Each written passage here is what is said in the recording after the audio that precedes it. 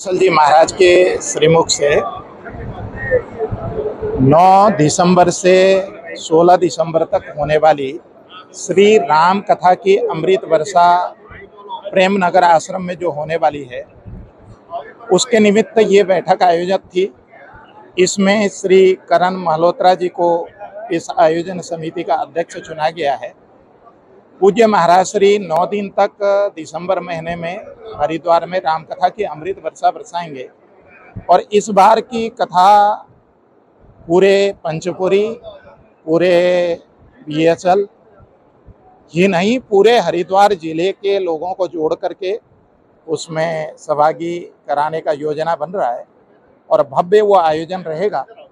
उसके निमित्त पूरी टीम आज जितनी भी उपस्थिति रही है, इन सबको अपने अपनी तरफ से अपने क्षेत्र में प्रचार करने के लिए, समिति बनाने के लिए इसकी आगे योजना बनेगी और वो कथा भव्य और दिव्य होगी, ऐसा तय हुआ है।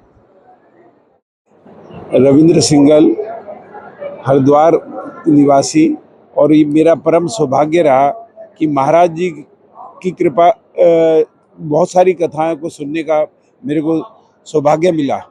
और हरिद्वार में जो महाराज जी की पहली कथा आज से 32 वर्ष पूर्व 1994 में हुई, तो उसमें भी सौभाग्य रहा कि उस कार्यक्रम से जुड़े। उसके बाद महाराज जी की निरंतर हरिद्वार में कार्यक्रम हुए।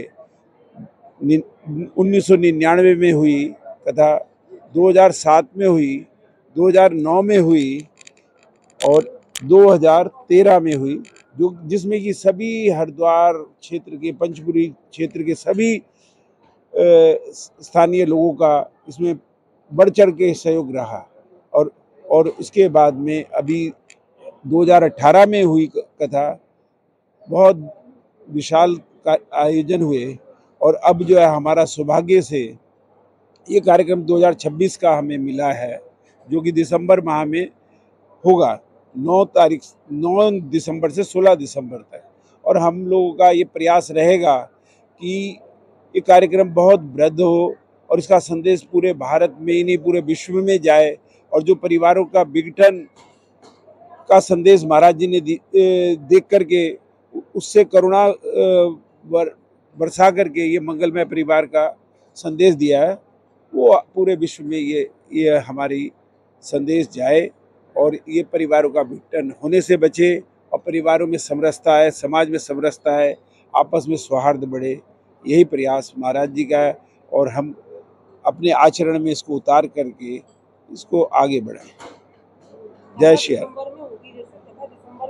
कथा 9 दिसंबर से 16 दिसंबर है। 6-7 महीने पहले मीटिंग करने का एक ये कार्यक्रम की सूचना आपस में मिले। जो सभी लोग जो इस कार्यक्रम में यहाँ पर आज आए हैं, वो सब इसी कार्यक्रम से पहले से जुड़े हुए हैं और उनको एक जोड़ना का ही प्रयास है और वही सूचना देने का प्रयास। कथा को हम लोग बड़े व्यापक स्तर पर करेंगे और दिव्य और भव्य की जाएगी, उसी की सब तैयारियां हैं। ये आपने प्रश्न किया ना 5-6 महीने पहले से क्यों कर रहे हैं, क्योंकि व्यापक स्तर पर करना और दिव्य और भव्य करना है, तो उसके लिए थोड़ी समय चाहिए होता है।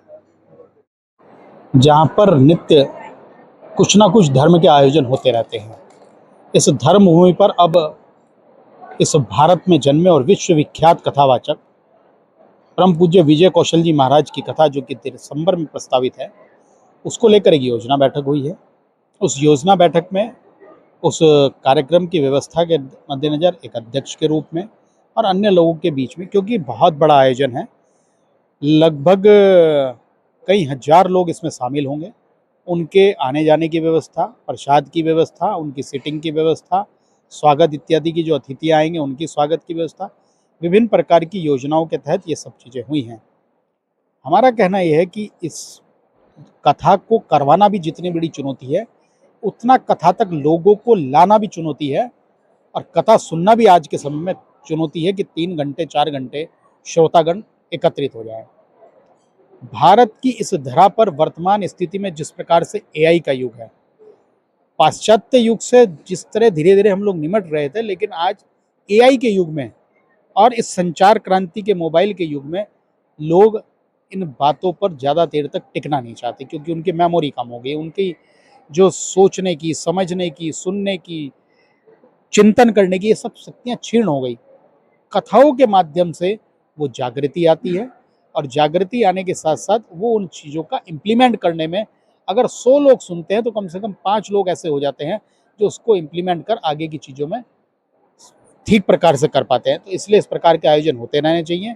आज पूरे हरिद्वार के संभ्रांत लोग, व्यापारी लोग, सभी सम्मानित लोग यहाँ आज पहुँचे।